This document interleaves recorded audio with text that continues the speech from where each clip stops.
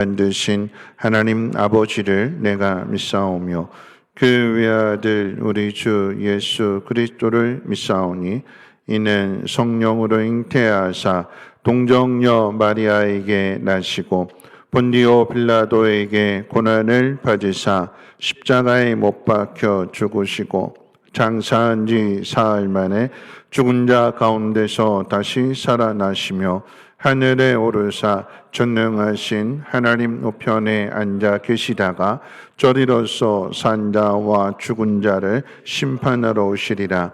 성령을 믿사오며 거룩한 공회와 성도가 서로 교통하는 것과 죄를 사하여 주시는 것과 몸이 다시 사는 것과 영원히 사는 것을 믿사옵나이다.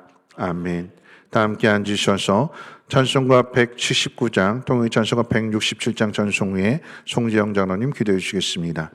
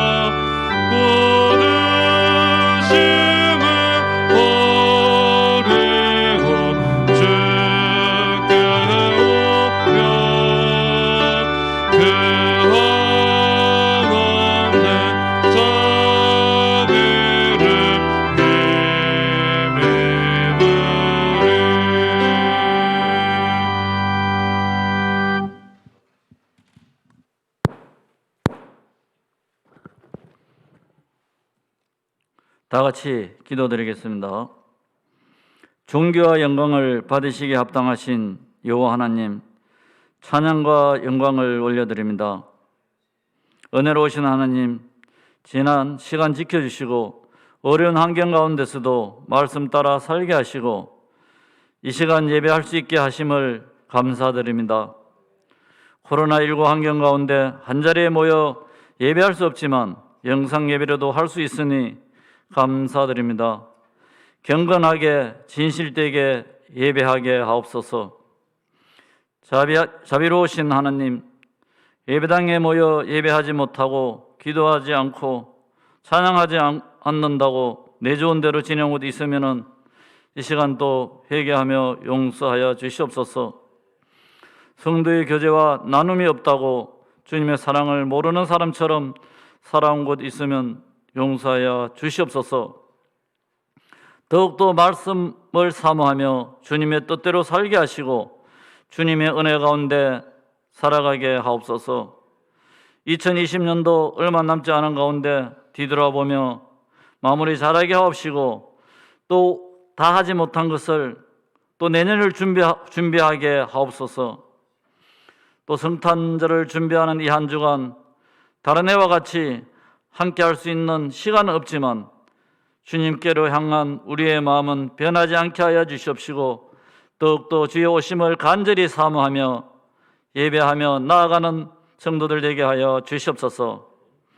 어른 시대에 내가 잘하는 것보다 주님이 원하는 일을 감당하는 성도가 되게 하여 주시옵소서. 더욱 이웃을 돌아보며 성도의 교제와 나눔을 가지는 성도들 되게 하여 주시옵소서. 서로 코로나19 방역 수칙을 잘 지켜 대면 예배를 준비하며 기도하며 성령 충만한 생활 되게 하여 주시옵소서.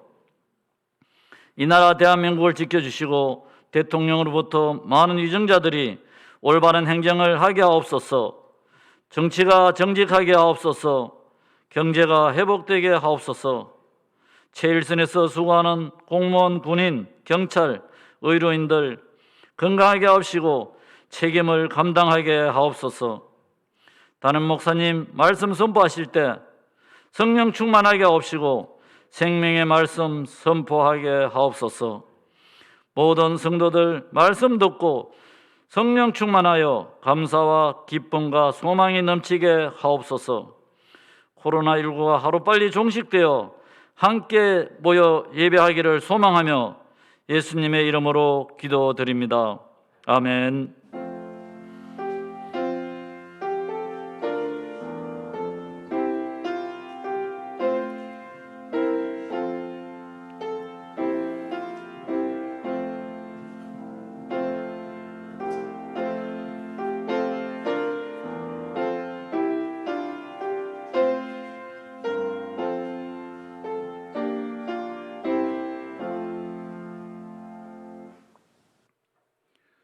하나님 말씀 보시겠습니다. 하나님 말씀은 구약 성경 예레미야서 1장 4절 말씀부터 10절 말씀까지 제가 봉독하겠습니다. 제가 가진 성경으로 구약 성경 1050페이지 예레미야 1장 4절로 10절 말씀을 제가 봉독합니다. 여호와의 말씀이 내게 임하니라. 이르시되 내가 너를 모태에 짓기 전에 너를 알았고 내가 배에서 나오기 전에 너를 성별하였고 너를 여러 나라의 선지자로 세웠노라 하시기로 내가 이르되 슬프도소이다.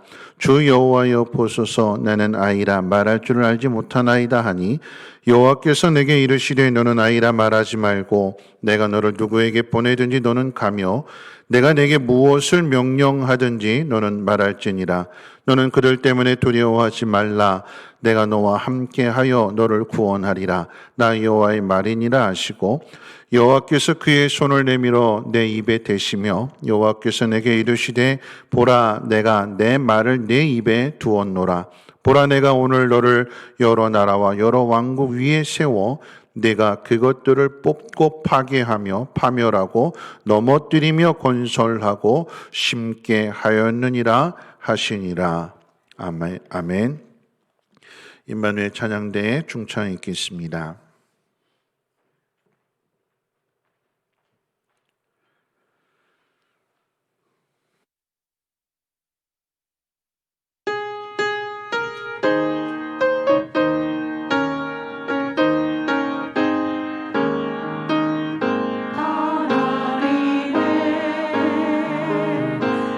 생자 예수 날 위하여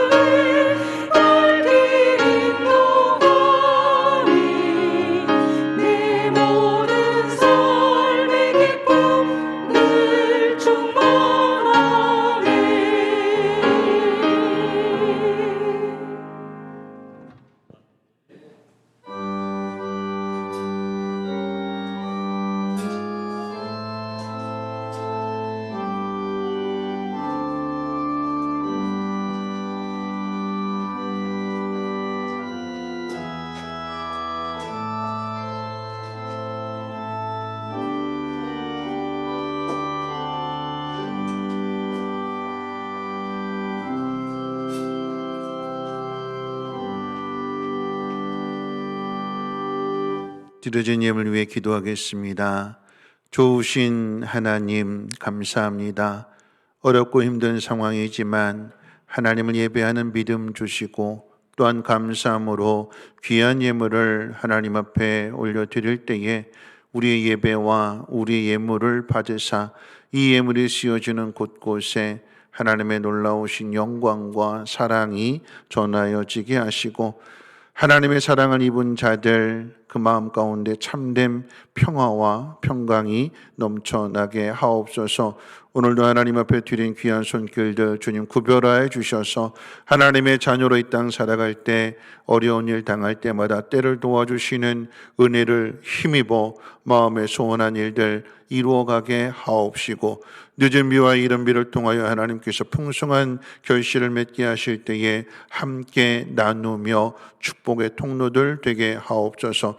오늘도 살아계신 하나님 말씀을 듣습니다. 겸손하고 낮아진 가운데 주의 말씀을 듣고 힘써 지킬 수 있는 믿음의 담대함도 허락해 주옵소서. 말씀과 기도로 거룩하여지는 우리 모두가 되기를 소망하며 모든 말씀 우리 구주 예수님의 이름으로 기도하옵나이다.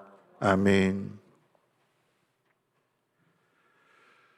오늘도 하나님의 성전을 향하여 저수에서 예배를 드리는 그리고 또 함께 예배를 드리는 모든 분들에게 하나님의 용서하심과 자비하심으로 말미암아 우리가 드리는 이 예배를 하나님 기뻐 받아주시고 하늘의 위로와 소망 가운데 또한 은혜와 평강이 여러분의 가정과 하는 일들 가운데 충만하시기를 주님의 이름으로 축원을 드립니다. 2020년을 2주 남겨놓고 있습니다. 이번 주는 성탄절 주간이기도 합니다. 그런데 교회는 교회 역사상 처음으로 성탄절 예배를 온라인으로 드려야 되는 상황에 놓여 있습니다. 코로나 팬데믹 때문이기도 한데 작은 바이러스 하나가 어떻게 세상을 어둡게 만들 수 있는지를 우리는 경험하고 있습니다. 이런 상황 속에서 우리가 깨달아야 하는 것은 무엇일까요? 코로나가 어디에서 시작되었는가에 대한 원인을 규명하고 그 예방을 찾는 일일까요? 아니면 코로나 시대를 종식시켜줄 백신을 기대하는 일입니까? 그런데 백신이 개발되면 정말 모든 문제가 해결되는 것일까요? 코로나로 인해서 우리가 피해를 많이 입은 것도 사실이지만 그런데 이 코로나로 인해서 많은 것을 깨닫게 된 것도 사실입니다. 코로나의 이 시작이 인간의 죄와 무관하지 않다라고 하는 것과 인간의 죄는 이 코로나로부터 해방이라고 하는 인류 공통의 숙제를 가지고도 서로 돕지 않는다라고 하는 것입니다. 그 어떤 나라가 이 인류 공통의 문제잖아요. 온 세상이 코로나로 인해서 죽어가고 있는, 신음하고 있는 이와 같은 상황 속에서 우리 서로 같이 한번 공동으로 한번 개발해 보자. 최고의 인력들을 한 자리에 모아서 모두를 위해서 개발하는 것이 아니라 이런 과정 속에서 누가 먼저 개발할 것인가? 누가 이것을 개발해서 이 백신을 잘 팔아서 경제적인 이득을 많이 취하고 나라를 부강하게 할 것인가? 온통 자기 나라 생각밖에 하는 게 없어요. 어제 보도된 뉴스 가운데에서도 이 백신을 먼저 접종하는 나라들이 있는데 그런데 이 백신을 접종할 때에도 힘 있는 사람들, 높은 자리에 있는 사람들부터 먼저 주사를 놔주더라라고 하는 거죠. 평등하게 공평하게 하는 것이 아니라 힘 있는 나라가 그리고 힘 있는 사람이 먼저 혜택을 받는 것, 이 코로나를 통해서 드러나게 되는 우리의 죄요, 우리의 모습입니다. 그런 의미에서 한국 교회와 성도들이 하나님 앞에 기도해야 되는 것은 코로나 원인에 따른 예방이나 치료된 백신이 아니라 코로나가 발병하게 된 그 원인을 묻고 그 답을 찾아야 합니다. 코로나에게 묻고 성경에서 답을 찾아야 하고 역사 속에서 교훈을 얻어야 됩니다. 성경에 기록된 구약의 역사 가운데 이스라엘의 전환점에는 어김없이 이 전염병이 등장하는 것을 보게 됩니다. 가장 대표적인 것 두 가지만 말씀드린다면 첫 번째 이스라엘의 전환기인 출애굽 시대에 애굽 땅에 독종이나 악질과 같은 전염병이 내렸습니다. 이는 애굽의 바로 왕이 하나님을 향해 도전했기 때문이기도 하지만 이 애굽이 이스라엘을 400년 동안 압제하고 괴롭혔기 때문에 그로 인하여 애굽 전체에 내려지는 하나님의 형벌이기도 합니다. 하나님을 믿지 않은 사람들만, 이방인들만 하나님이 벌을 주시는 것이 아니지요. 두 번째로 생각해 보는 것이 고라 사건인데, 레위 자손이기도 한 고라가 250명의 그 지도자들과 함께 모세와 아론에게 반역을 일으켰습니다. 모세 리더십에 대한 불만과 또 아론의 자손만 대제사장을 승계하는 것에 따른 불만입니다. 똑같은 레위인인데, 똑같은 제사장인데 왜 아론의 계열만, 왜 아론의 그 집안만 대제사장직을 승계하는가? 하나님이 그렇게 정하신 것인데 거기에 대한 불만을 모세와 아론에게 표출하는 거죠. 너만 지도자냐? 너만 대제사장이냐? 너만 그거 다 차지하냐? 이 문제를 가지고 어떻게 해결하는가? 모세가 그런 처방을 내렸어요. 그래, 그럼 우리가 하나님 앞에서 한번 판단해 보자. 각기 향로에다가 불을 담아서 하나님 앞에 한번 서보자. 하나님이 누구 것을 받으시는가? 하나님이 어떻게 판결하시는가? 그래서 각자가 다 향로에다 불을 담아가지고 회막 앞에 서게 됐을 때에 그 순간에 하나님께서 땅을 가르셔서 고라의 무리들을 땅이 집어삼켰고, 그리고 불이 나와서 나머지 사람들을 다 태워 죽이게 됩니다. 이것으로 끝나는 줄 알았어요. 근데 더 중요한 것은 그 다음의 문제입니다. 고라 무리가 그렇게 되는 것을 보았다면 이스라엘 백성들이 회개해야 되는 거죠. 그런데 회개하기는커녕 이 고라와 관계된 사람들이 불만을 품고 모세와 아론에게 또 찾아왔어요. 또 반역하는 거예요. 너희들 때문에 죽었다. 너희들 때문에. 회개하기는커녕 다시 모세와 아론을 탓하면서 2차 반역을 일으키게 되는 거예요. 그러니까 하나님 어떻게 하시는가? 연병을 내리셔서 연병으로 죽어갑니다. 모세가 그 모습을 보면서 아론에게 명령하기를 빨리 향로에다가 제단에 있는 숯불을 담고 향을 피워서 죽어가는 저 이스라엘 무리들 가운데 가서 거기서 속죄 제사를 드리라. 아론이 모세의 명령대로 향로에다 제단에 숯불을 담고 향을 피워서 이스라엘 백성들에게 가져가서 거기서 속죄 제사를 드리게 될 때에 성경에 보니까 연병이 그쳤대요. 그런데 그 연병으로 인해서 죽은 사람이 14,700명이래요. 우리는 이 이야기를 보면서 하나님이 이렇게 무시무시한 하나님이시구나, 하나님이 정말 엄청난 진노를 이스라엘 백성들에게 쏟아부으시는 참 잔인하신 하나님이구나. 하나님 어떻게 이렇게 하실 수 있을까? 하나님의 자비와 긍휼하심은 어디로 간 걸까? 우리는 우리 입장에서 그런 생각을 해요. 인간의 입장에서 인간을 죄로 인해서 형벌을 당한 사람들인데도 불구하고 동정심을 갖습니다. 그런데 하나님 입장에서 한번 생각해 보세요. 아들을 주시기까지 우리를 사랑하시는 하나님이 오죽했으면 그랬을까요? 오죽했으면. 하나님이 왜 이스라엘 백성들을 연병을 통해서 벌을 주시는가? 고라 일당의 모습을 보면서도 회개하지 않게 되니까 하나님께서 연병이라고 하는 게, 전염병이라고 하는 게 이게 퍼져나가는 거죠. 이거 막아야 되는 거죠. 이스라엘 백성들이 원망하고 불평하는 것을 그대로 내버려두면 이게 퍼져나가는 거예요. 공동체 전체가 다 하나님에 대해서 원망하고 불평하고 거역하게 되는 것이기 때문에 이것 빨리 잘라내야 되는 거죠. 그래서 오죽하면 하나님께서 이 전염병을 통해서 깨닫게 하시는 거예요. 그리고 그 부분들을 잘라내시고 하나님의 진노를 통해서, 전염병을 통해서 그들을 치셨고 그들을 잘라내시게 될 때에, 그럼으로써 중요한 것이 무엇이냐면, 여러분, 이게 하나님의 긍휼이요, 하나님의 자비입니다. 벌을 주는 것으로 끝나는 것이 아니라 죽어가는 그들을 위해서, 죄를 지은 그들을 위해서 누가 가느냐? 아론이 가서 속죄 제사를 드리는 거잖아요. 그들을 대신해서. 그럴 때 하나님의 진노가 멈추게 되는 것이고, 하나님의 용서와 자비를 통해서 다시 하나님께서 이스라엘 백성들과 함께 하시고 동행함으로 그 길을 걸어갈 수 있는 거 아니겠습니까?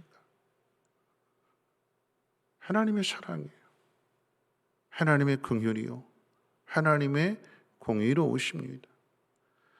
아들을 주시기까지 사랑하시는 하나님께서 이스라엘 백성들과 함께 하시며 그들을 인도하시기 위한, 여러분, 어쩔 수 없는 조치잖아요.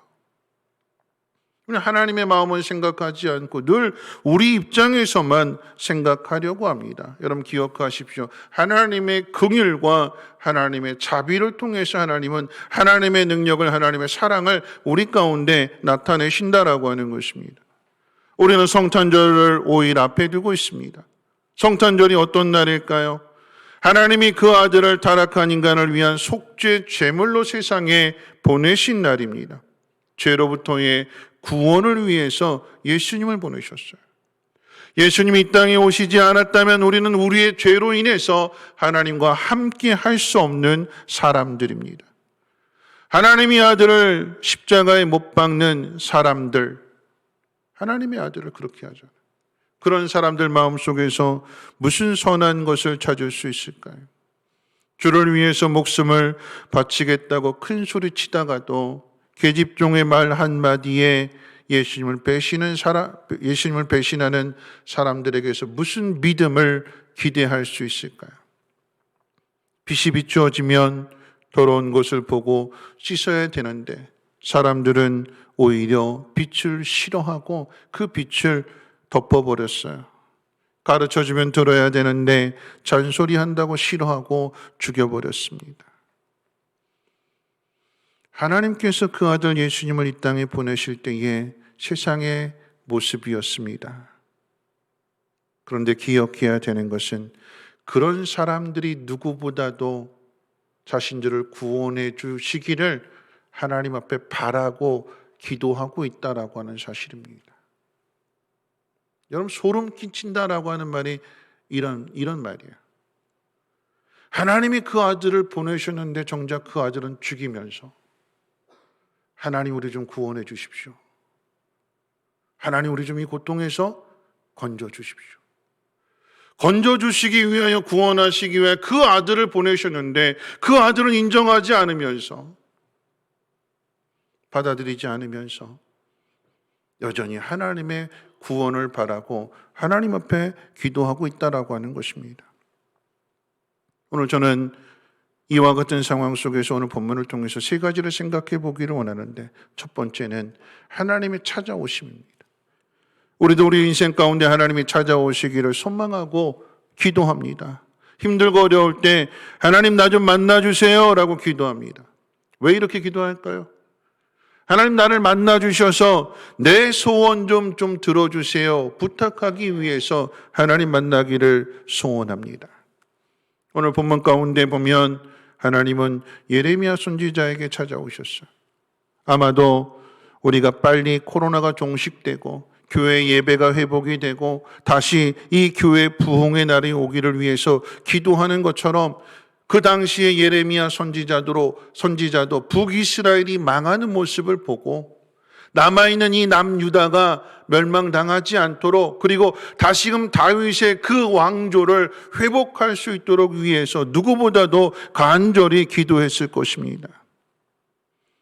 그렇게 기도하는 사람에게 하나님이 찾아오셨다면 어떻게 해야 될까요?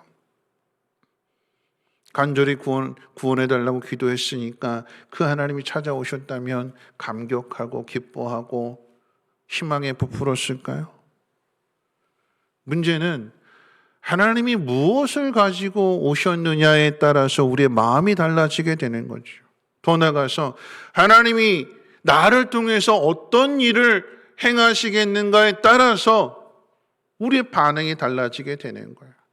그렇게 하나님의 구원을 위해서 하나님 구원해 주세요, 건져 주세요, 도와주세요 그렇게 기도했는데, 복을 달라고 그렇게 기도했는데 하나님이 오셔서 우리에게 말씀해 주시면 우리의 반응은 뭐냐면 잠깐만요 한번 생각해 보고요.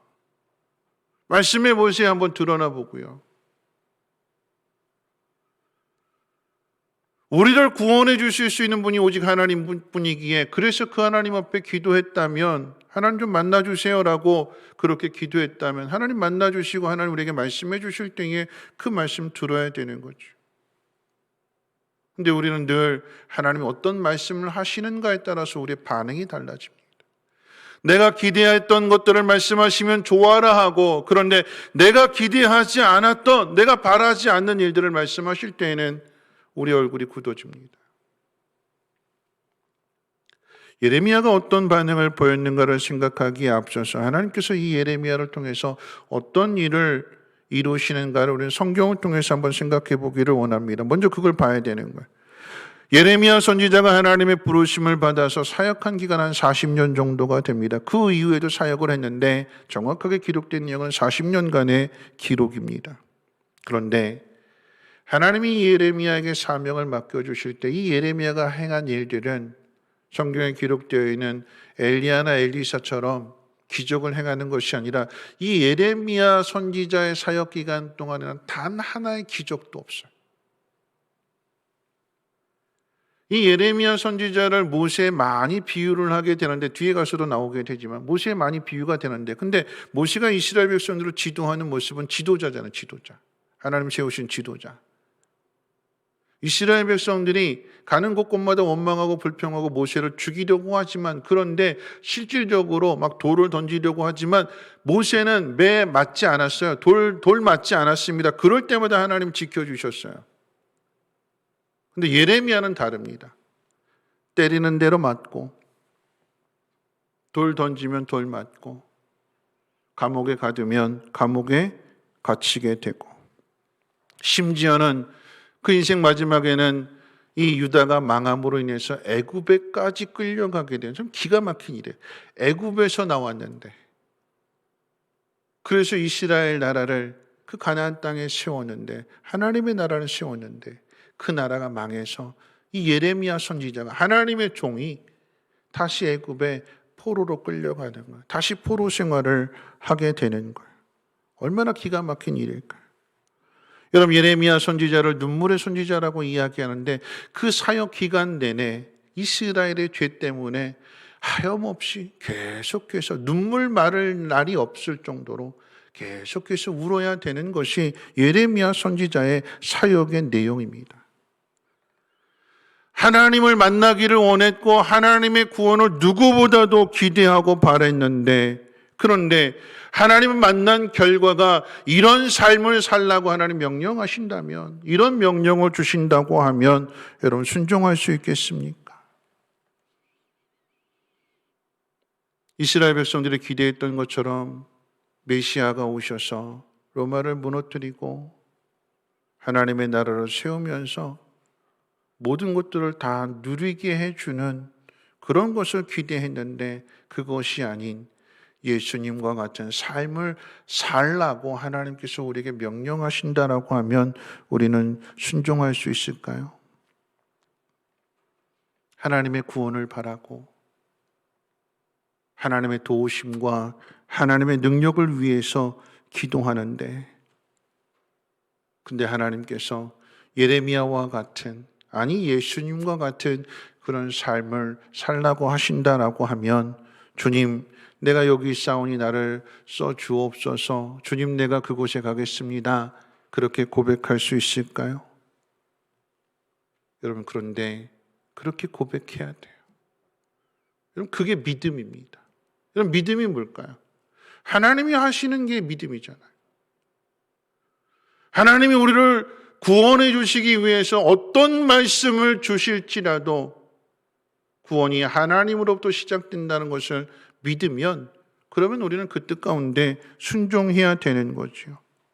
그래야 구원이 시작이 되는 것입니다. 여러분 이야기 가운데 그런 이야기 있잖아요. 쥐들이 고양이가 무서워서 대책회의를 세웠어요. 어떻게 하면 이 고양이로부터 살아남을 수 있을까? 그래서 결론이 딱 모아졌어요. 고양이 목에다가 방울을 달자. 그러면 고양이가 움직일 때마다 방울 소리를 듣고 도망가면 되니까. 그래, 좋은 생각이다. 결론이 났어요. 자, 누가 할까? 누가 하겠어요? 네가 해라. 제일 빨리 잘 달리니까. 네가 해라. 동작이 민첩해. 네가 해라. 네가 해라. 너 용감하니까.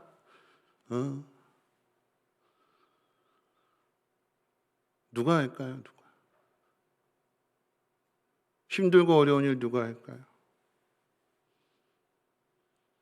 구원이 하나님 앞에 있다라고 하는 것을 믿고 하나님 앞에 기도했는데, 그런데 하나님이 오셔서 하나님 말씀해 주신다면 그 말씀이 어떤 말씀, 어떤 상황일지라도 그 말씀이 우리를 구원해 주시는 하나님의 방법, 하나님의 능력이 아니겠습니까? 그럼 어떻게 해요? 받아들여야 되는 거죠. 여러분, 구원이라고 하는 것은 자신의 힘으로 할 수 없을 때 위에 있는 누군가가 건져주는 것이 구원입니다. 그런데 인간이 바라는 구원의 수준이라고 하는 것은 딱 인간의 수준이에요. 어떤 수준이요? 이스라엘 백성들이 그랬던 것처럼 다윗과 같은 멋진 사람이 와서 골리앗을 물리쳤던 것처럼 그 로마를 물리치고, 예수님이 보여주셨던 그 기적, 보리떡 5개 물고기 2마리로 사람들 배불리 먹여주고, 보리떡 5개 물고기 2마리도 없다면 하늘에서 만나를 내려서 그 배고픔을 해결해주고 등 따스하게 해주는 것, 그것이 인간이 바라는 수준의 구원이에요. 어떤 이야기일까요? 나 아무것도 하지 않을 테니까 그저 위에서 무엇이든지 나한테 주면 그걸로 족하다. 여자분들, 세상에서 제일 맛있는 밥이 어떤 밥이에요? 남이 해주는 밥이에요. 남이 해주는 밥. 내가 하는 거 힘들고 남이 나한테 해주기를 바라는 것. 그게 우리 수준의 구원이에요. 복지를 누리는 것, 편하게 살아가는 것, 걱정 없이. 그런데 하나님이 우리에게 주시고자 하는 구원은 그런 구원이 아니에요.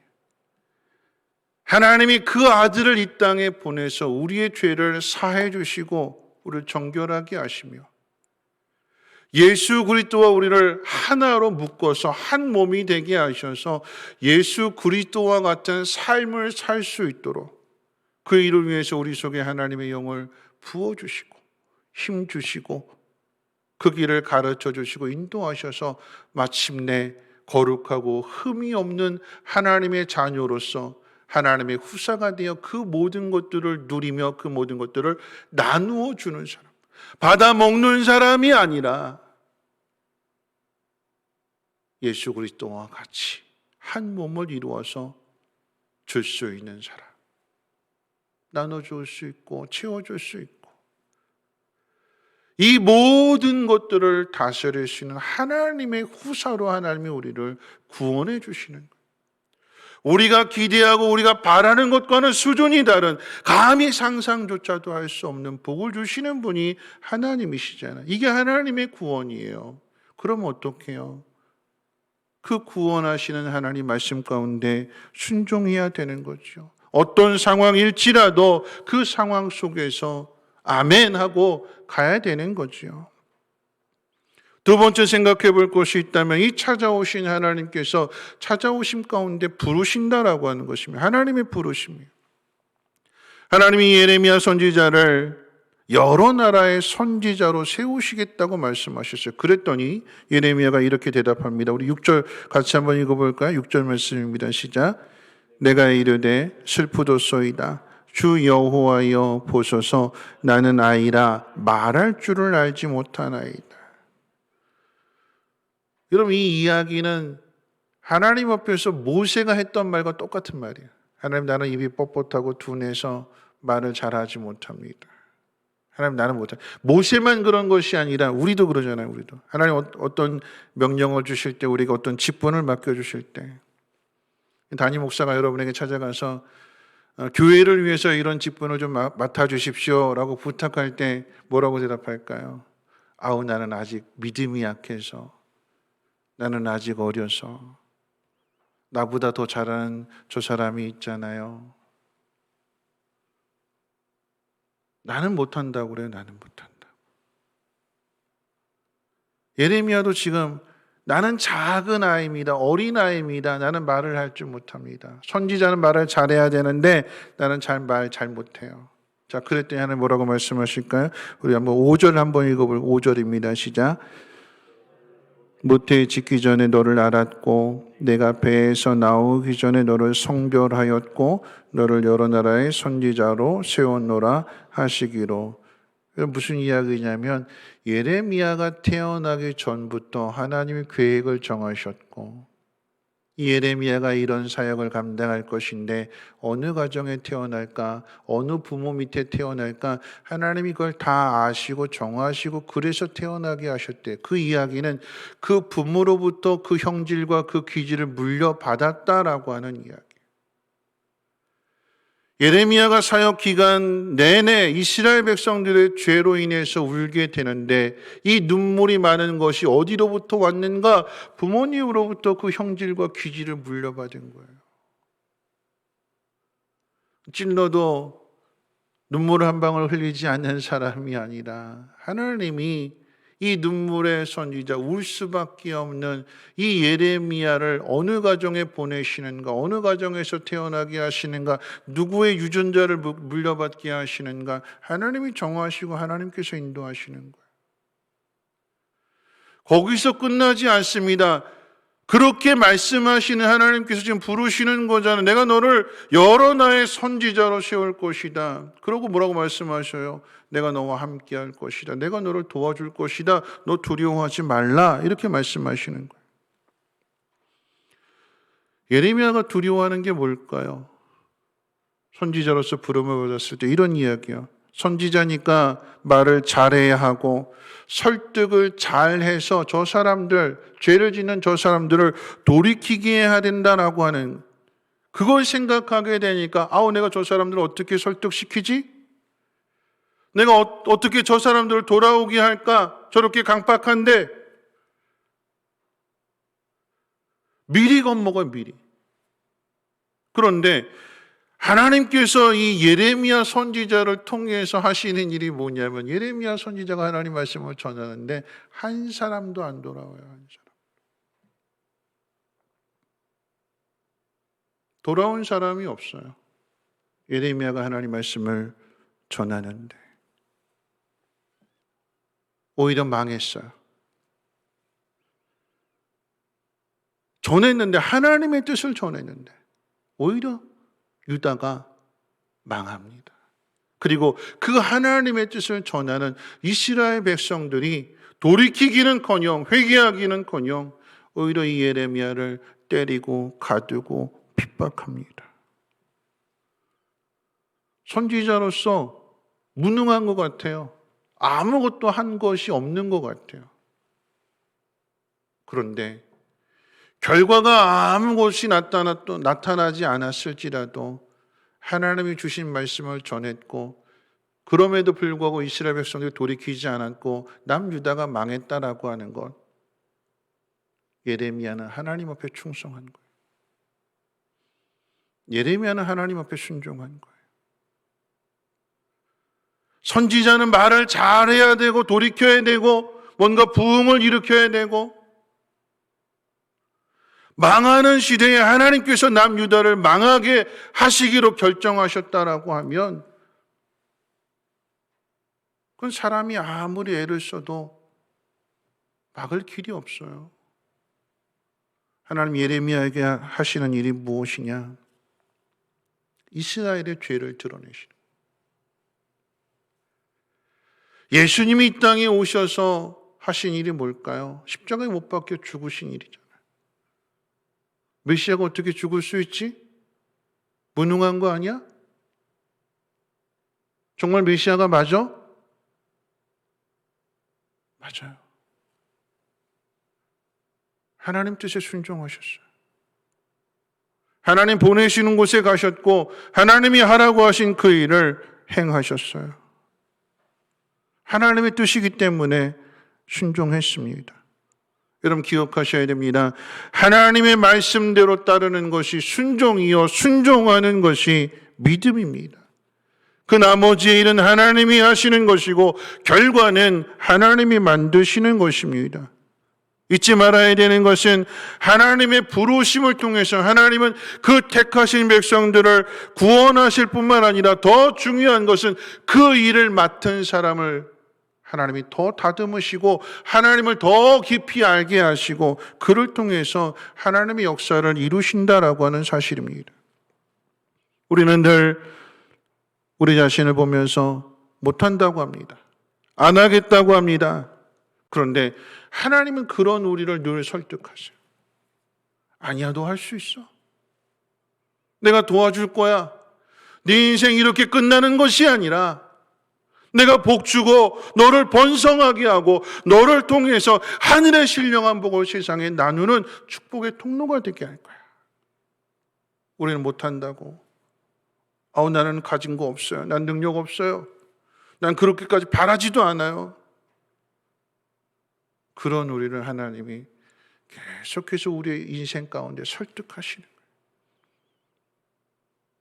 내가 너에게 그 가정에서 태어나고 자라게 하고 인생의 과정 속에서 내가 너에게 어떤 일을 맡기고 이 모든 것을 통해서 내가 함께 할 거야. 내가 도와줄 거야. 여러분 어린 자녀들 한번 보세요. 어린 자녀들.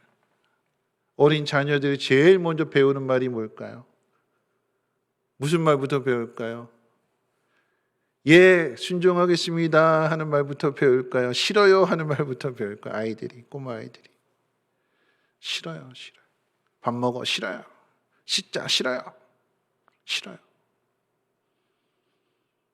근데 부모는 싫다고 그냥 내버려 둘까요?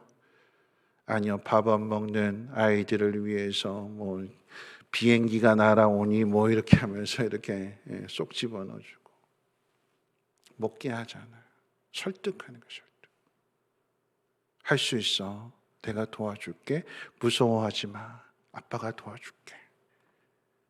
그래서 그 아이들이 자라게 되고 성장해서 사람답게 살아가는 거 아니겠습니까? 예레미야가 나는 말을 못해요. 나 못하겠어요. 하나님이 아니야. 내가 너를 알았고 내가 계획을 세웠고 내가 너를 그 가정에 태어나게 했고 내가 너를 이 성민교회로 너를 불렀고 그리고 너에게 이 일을 맡겨줄 때에 내가 도와줄 거야. 두려워하지 마. 내가 함께 할 거야. 하나님이 우리를 설득하셔서 오늘 우리가 이 자리에 있는 거예요. 맨날 못하겠다 안 하겠다. 하나님의 설득, 하나님의 인내, 하나님의 긍휼, 하나님의 자비, 하나님의 사랑으로 우리를 만들어 가시고 이끌어 가시는 것입니다. 여러분, 그럼 우리는 어떻게 해야 될까요? 마지막 세 번째입니다. 하나님 보내시는 거예요. 하나님 보내시는 거예요. 하나님 보내시는 그곳으로 가야 되는 거죠. 나는 아이라서 말할 줄 모른다라고 하는 이 예레미야에게 하나님께서 말씀하십니다. 우리 7절 같이 한번 읽어볼까요? 7절 말씀 시작. 여호와께서 내게 이르시되 너는 아이라 말하지 말고 내가 너를 누구에게 보내든지 너는 가며 내가 내게 무엇을 명령하든지 너는 말할지니라. 하나님께서 부르시는 사람, 하나님으로부터 부름을 받는 그 사람, 하나님이 보내시는 그곳에 가야 구원의 역사가 시작이 됩니다. 하나님 보내시는 그곳에 가서 하나님이 하라고 하시는 일을 감당하게 될 때 그 속에서 하나님을 깊이 경험하게 되는 거예요. 하나님이 예레미야를 이스라엘 백성들에게, 남유다 백성들에게 보내셨어요. 가서 말씀을 전하라고 하셨습니다. 어떤 말씀을 주셨는가? 내가 내 말을 내 입에 줄게. 그래서 하나님께서 하나님 말씀을 예레미야 입에 주셨는데 그 말씀이 어떤 말씀입니까? 남유다는 망한다라고 하는 얘기예요. 바벨론에 의해서 망한다라고 하는 얘기예요. 그러니까 바벨론에게 항복하라. 그게 하나님의 뜻이래요. 이스라엘 백성들이 이 말을 받아들일까요? 안 받아들여요. 이런 말을 전하는 예레미야에게 이게 하나님의 뜻인데 그래서 전하고 있는데 이 예레미야에게 뭐라고 이야기하는가? 매국노, 배신자, 사이비, 거짓말쟁이.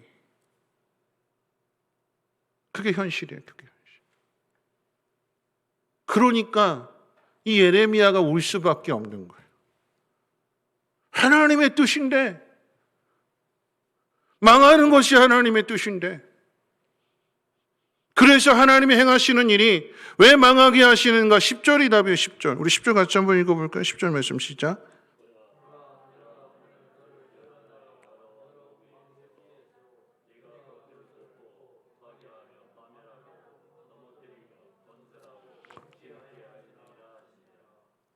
하나님이 예레미야를 보내신 이유가 무엇이냐? 뽑아내는 거예요. 뭘 뽑느냐? 더러운 걸 다 뽑아내는 거예요.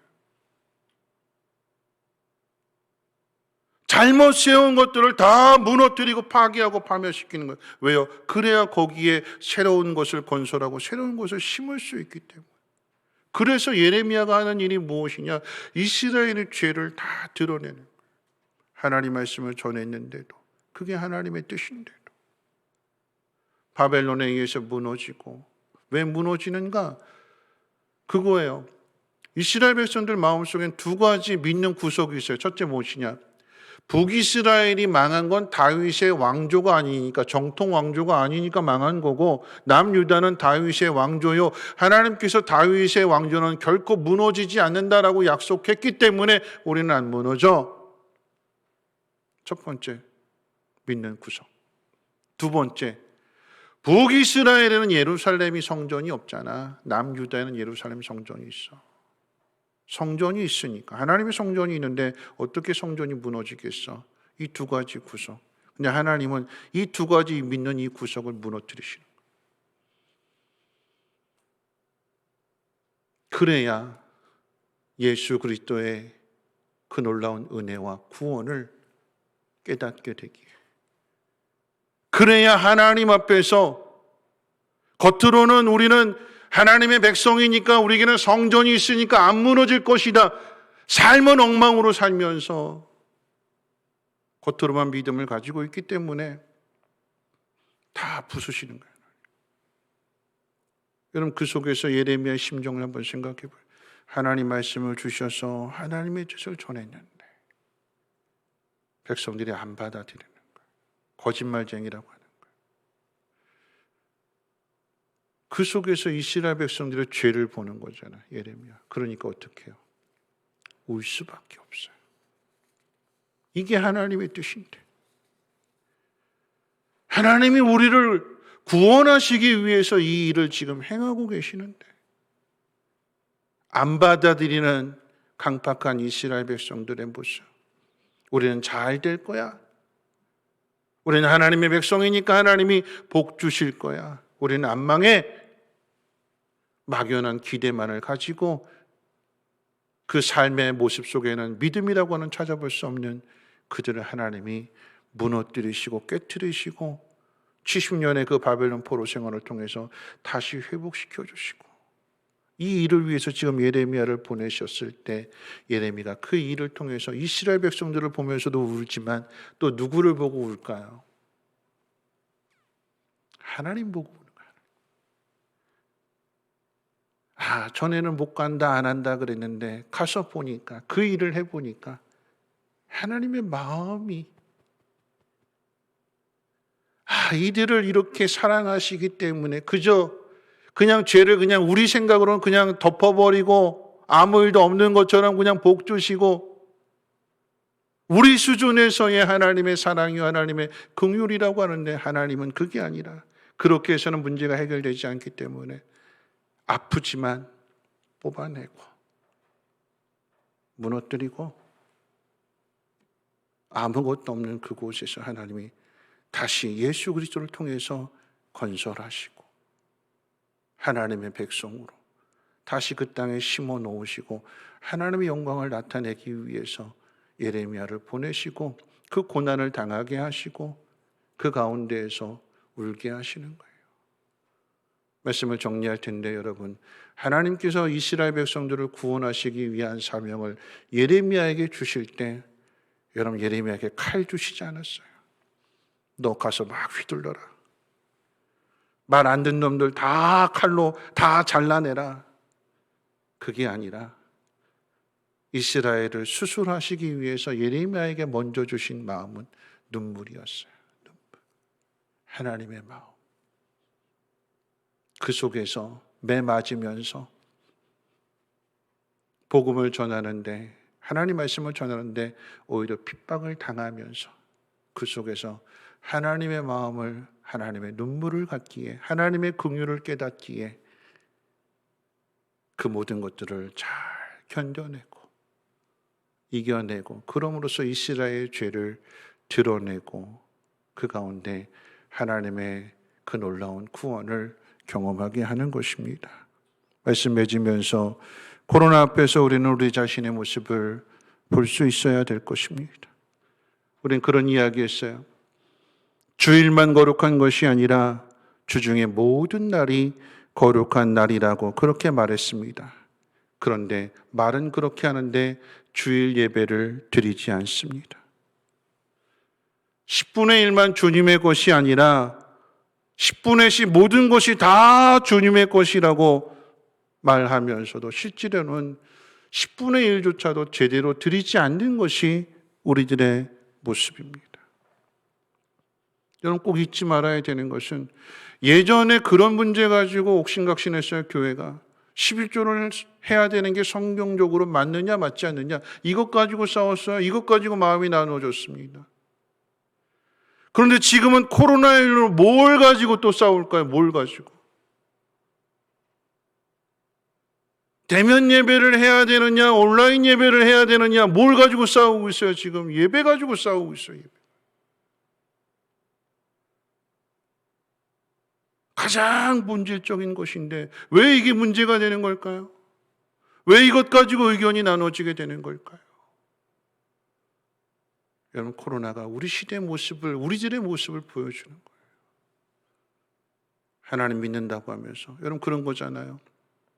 종교개혁의 일들로 인해서 만인 제사장이라고 하는 것을 알게 됐어요.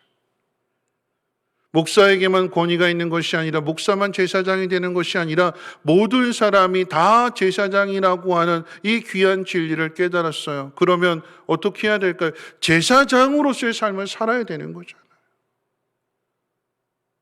만인이 제사장이요 모두가 다 제사장이라고 하면서 하나님 앞에 기도하지 않고, 하나님 앞에 무릎 꿇지 않고, 하나님 말씀조차도 읽지 않으면서 어떻게 하나님의 제사장이라고 이야기할 수 있을까요?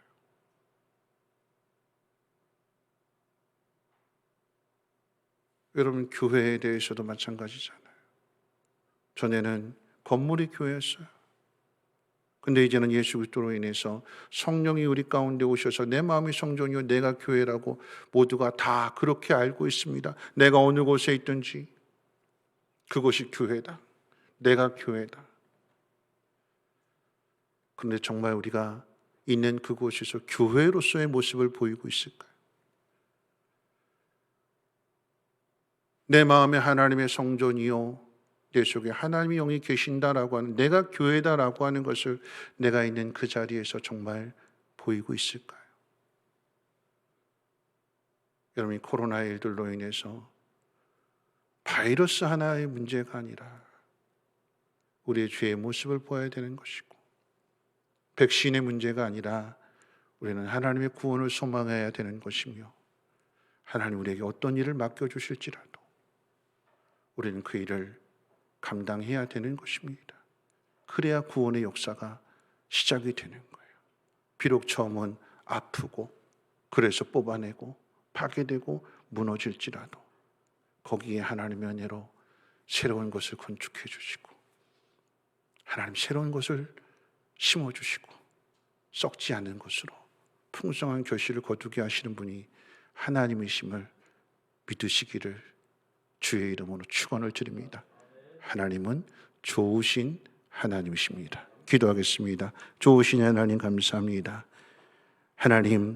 하나님의 구원을 바라면서도 하나님 우리에게 말씀하실 때 싫어요, 난 못해요, 거절하고 있지는 않는지 우리 자신의 모습을 돌아보게 하시고, 하나님께서 우리에게 말씀해 주시는 것이 무엇이든지 간에 그것이 구원의 시작임을 깨닫게 하사 하나님 이 삶을 잘 감당할 수 있는 우리 모두가 되게 하옵소서.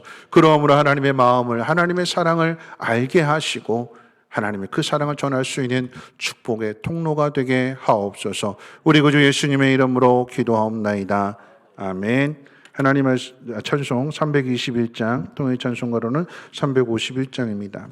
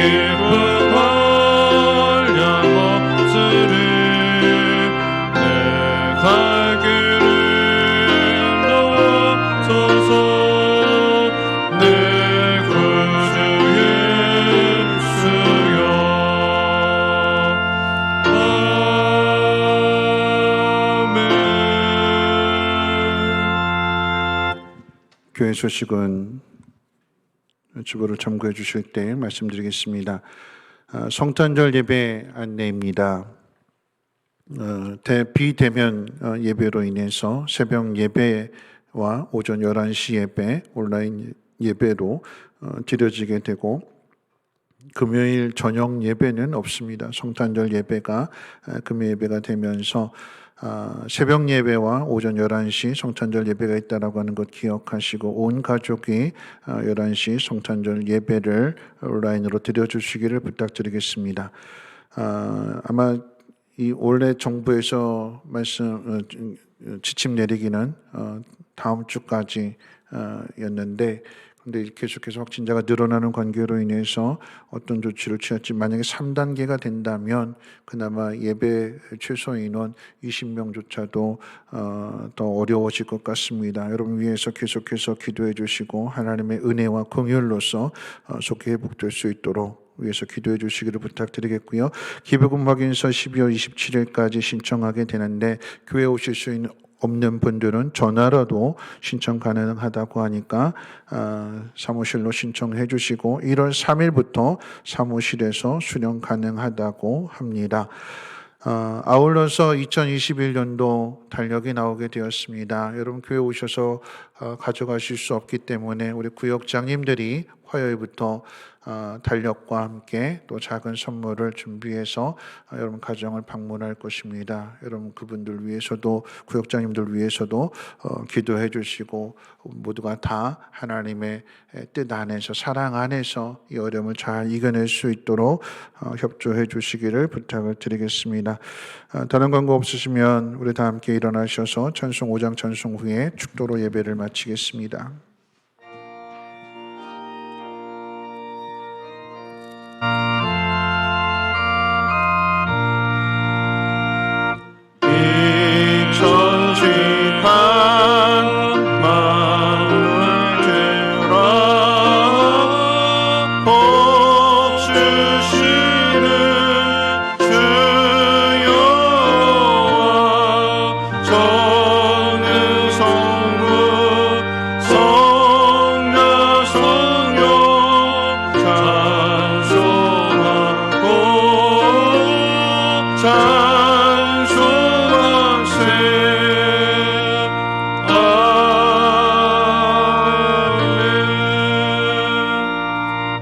이제는 우리 주 예수 그리스도의 무한하신 은혜와 하나님의 그 크신 사랑하심과 성령님의 감화 감동 충만 보호 역사하심이 하나님의 부르심을 알고 하나님의 명령 가운데 순종하여 하나님의 구원을 이루기를 소망하는 사랑하는 주의 백성들 머리머리 위에와 가정가는 모든 일들과 특별히 자녀들 위해 성민교회와 쉼터와 유치원과 이 나라의 민족과 저 북한 땅과 코로나로 어려움을 당하는 전 세계 위에 이제로부터 영원토록 항상 함께 있을지어다.